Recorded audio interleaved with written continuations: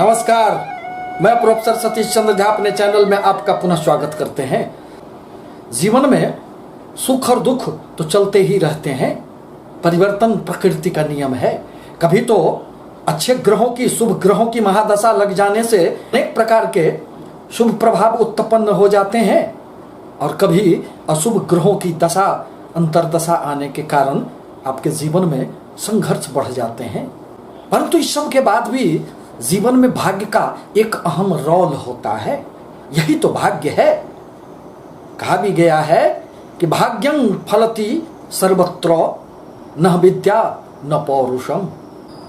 अर्थात जीवन में आपके पुरुषार्थ, आपके ज्ञान सब कुछ धरे के धरे रह जाते हैं। यदि भाग्य का साथ न मिले तो फिर कुछ भी हमें प्राप्त नहीं होता है। अतः ये 9 ग्रहों का 27 नक्षत्रों में परिभ्रमण का परिणाम होता है, जो हमें जीवन में कभी तो सुख और कभी दुख झेलने के लिए बाध्य कर देते हैं। शास्त्रों में कहा गया है कि ग्रहा राज्यं प्रेक्षन्ति ग्रहा राज्यं हरन्ति च ग्रहेर व्याप्तमिदं सर्वं त्रैलोक्यं सो चराचरम। अर्थात ग्रह ही हमें जीवन में मान सम्मान, राज्य देने का कार्य करते हैं और ग्रह ही हमसे सब कुछ छीन लेने का कार्य भी करते हैं।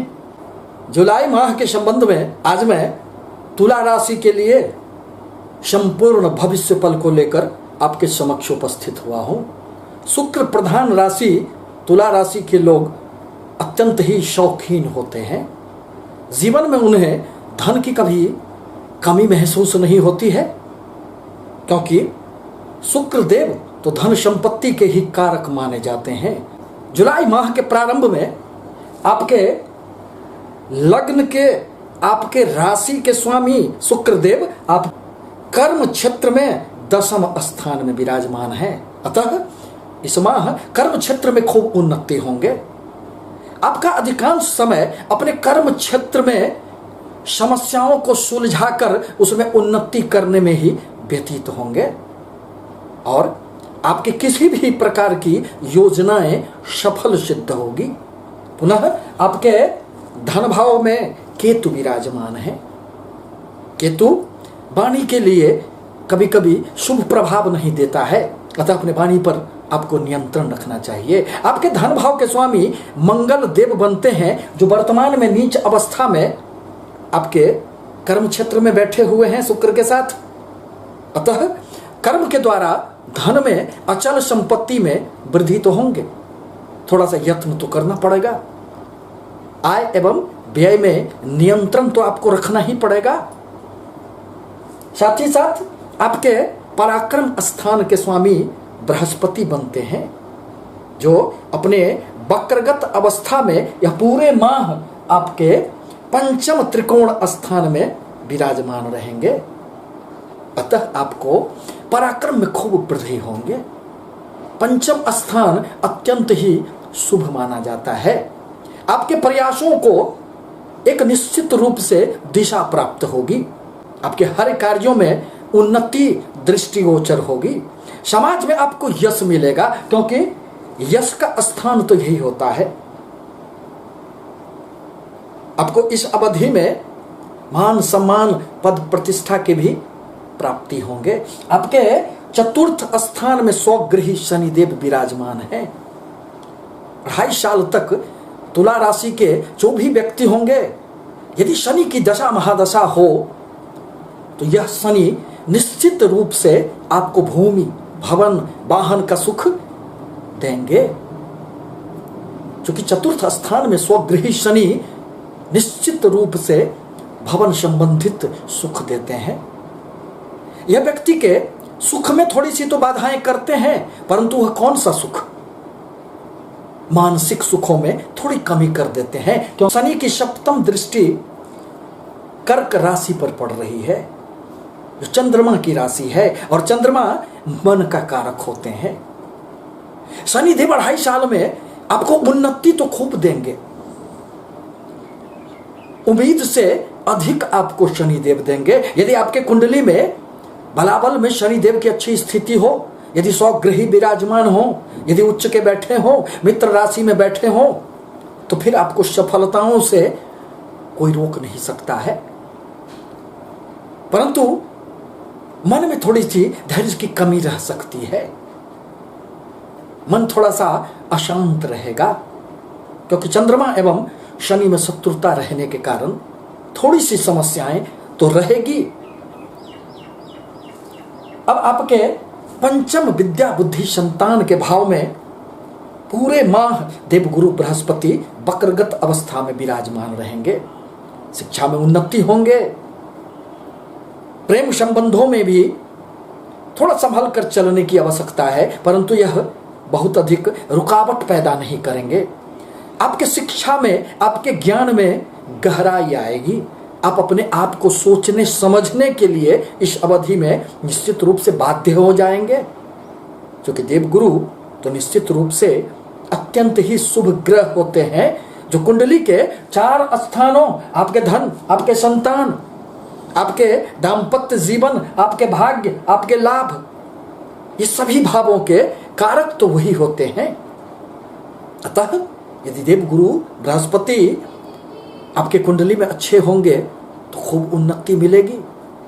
परंतु इस अवधि में वक्री गुरु के प्रभाववश किसी भी प्रकार के शिक्षा में परिवर्तन से संबंधित आपको विचार नहीं करना चाहिए। देवगुरु की दृष्टियों में अमृत का वास होता है, अतः वह अपनी 5वीं दृष्टि से आपके भाग्य स्थान को देख रहे हैं। अतः भाग्य में तो खूब वृद्धि होंगे, यात्राओं का, दूर यात्राओं का योग बनेगा, पिता के साथ सहयोग प्राप्त होंगे, उनसे निकटता बढ़ेगी, आपके गुरु के साथ संपर्क स्थापित होंगे, धर्म के प्रति रुझान बढ़ेंगे, धर्म में आस्थाएं जागृत होगी। पुनः अपने 7वीं दृष्टि से यह लाभ भाव को देख रहे हैं, जो सूर्य की राशि है। अतः इस अवधि में आपको आकस्मिक धन लाभ भी खूब होंगे। इस माह में लाभ की कोई समस्याएं नहीं रहने वाली है, क्योंकि दोनों ग्रह का फिर राशि परिवर्तन होगा, और जहां शुक्रदेव 17 जुलाई को कर्म क्षेत्र को छोड़कर आपके लाभ भाव में प्रवेश कर जाएंगे, वहीं 20 जुलाई को मंगल देव का भी राशि परिवर्तन होगा, और वह भी अब आपके पुनः लाभ स्थान में जाएंगे। अतः माह के अंतिम पखवाड़े में आपको खूब लाभ की संभावनाएं बनेंगे, अनेक स्रोतों से लाभ प्राप्त होंगे। यदि कोई भी धन आपका कहीं रुका हुआ था तो वह भी अब आपको प्राप्त होंगे। माह के प्रारंभ में यहाँ चंद्रमा विराजमान है, परंतु चंद्रमा तो 2.25 दिनों में एक राशि से दूसरे राशि में प्रवेश कर जाते हैं, और हर राशि में प्रवेश के साथ ही आपको कभी खुशियां तो कभी दुख, अनेक प्रकार की अनुभूतियों का सामना आपको करना पड़ता है। आपके 7वें स्थान के स्वामी मंगल देव बनते हैं, जो वर्तमान में आपके कर्म क्षेत्र में नीच अवस्था में विद्यमान हैं। अतः व्यापार में उन्नति तो होंगे, परंतु कुछ कठिनाइयां आएगी। नीच अवस्था का तात्पर्य कमजोर ग्रह से माना जाता है। अतः पति पत्नी के संबंधों पर भी ध्यान रखना आपको आवश्यक होगा, अन्यथा आपका कोई भी प्रगति अवरुद्ध हो जाएगी, क्योंकि आपके शुक्रदेव लग्न के स्वामी होते हैं, आपके राशि के स्वामी होते हैं। अतः स्त्रियों को सम्मान करना आपके लिए आवश्यक होगा, अन्यथा लक्ष्मी आपसे रूठ सकती हैं। आपके 8वें भाव में राहुदेव विराजमान हैं, यह स्वास्थ्य के लिए अच्छा नहीं माना जाता है। आपके भाग्य स्थान के स्वामी बुधदेव बनते हैं, जो जुलाई के 7 तारीख तक आपके इसी भाव में रहेंगे, 8वें भाव में, और 7 तारीख के बाद पूरे माह आपके भाग्य स्थान में स्वगृही विराजमान रहेंगे। अतः भाग्य का खूब साथ मिलेगा। बाहरी स्थानों से आपको संपर्क स्थापित होंगे, और वहां से भी आपको भाग्य का भरपूर साथ मिलेगा। आपके कर्म क्षेत्र के स्वामी चंद्रदेव बनते हैं। अतः आपके कर्म क्षेत्र में हमेशा ही कुछ न कुछ नयापन आप सोचते रहते हैं। कर्म क्षेत्र में परिवर्तन आते रहता है। आप हमेशा ही परिवर्तन के इच्छुक रहते हैं। आप कहीं पर भी बिल्कुल एक जगह बैठकर कार्य करने में भी आपको कठिनाई होती है। तो चंद्रमा से ही तो मन संचालित होता है। अतः आपको अपने कार्य क्षेत्र में जब तक कुछ नया न लगे, जब तक परिवर्तन कुछ न कुछ न हो, फिर आपको मन कहाँ लगता है, आनंद कहाँ आती है। आपके अर्धोदो ग्रह विराजमान हैं, अतः कर्म क्षेत्र में खूब उन्नति होंगे। परंतु शुक्र और मंगल यदि एक साथ कहीं भी बैठ जाते हैं तो अपने कर्म स्थल पर, अपने कर्म क्षेत्र पर आपको थोड़ा ध्यान रखना पड़ेगा, क्योंकि शुक्र जहां प्रेम का ग्रह माना जाता है, मंगल उन प्रेम में अग्नि प्रज्वलित करने का कार्य करते हैं। अतः दैहिक सुख के प्रति मन में जिज्ञासा जागृत हो जाती है। व्यक्ति अनैतिक संबंधों के प्रति लालायित हो जाता है। परंतु आवश्यक है कि सामाजिक नियमों के दायरे में रहकर ही जीवन जीना व्यक्ति के लिए आवश्यक होता है। आपके लाभ भाव के स्वामी सूर्यदेव बनते हैं, जो आपके भाग्य स्थान में विराजमान हैं, और 16 जुलाई को उनका राशि परिवर्तन होगा और वह आपके कर्म क्षेत्र में प्रवेश कर जाएंगे। सूर्य को कर्म क्षेत्र में अतिरिक्त बल प्राप्त हो जाता है। कर्म क्षेत्र के लिए सूर्य अत्यंत ही शुभ प्रभाव देने वाले होते हैं। यदि आपको किसी भी प्रकार के प्रमोशन रुके थे, उन्नति अवरुद्ध थे, तो सूर्य के प्रभाव बस आपको निश्चित रूप से सफलताएं प्राप्त होगी। परंतु सूर्य का 7वां दृष्टि प्रभाव आपके सुख स्थान पर पड़ेंगे, चतुर्थ स्थान पर पड़ेंगे। अतः उस अवधि में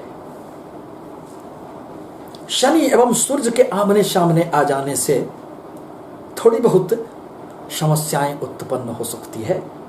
पिता पुत्र में वैचारिक मतभेद उत्पन्न हो सकते हैं, एवं मान सम्मान में भी थोड़ी सी, यश प्रतिष्ठा में भी कुछ समस्याएं आ सकती है। अतः सूर्यदेव को जल देना आपके लिए आवश्यक होगा। आपसे निवेदन है कि हमारे चैनल को लाइक करें, सब्सक्राइब करें, ताकि मैं अपने नए नए विचारों से आपको अवगत कराता रहूं। धन्यवाद।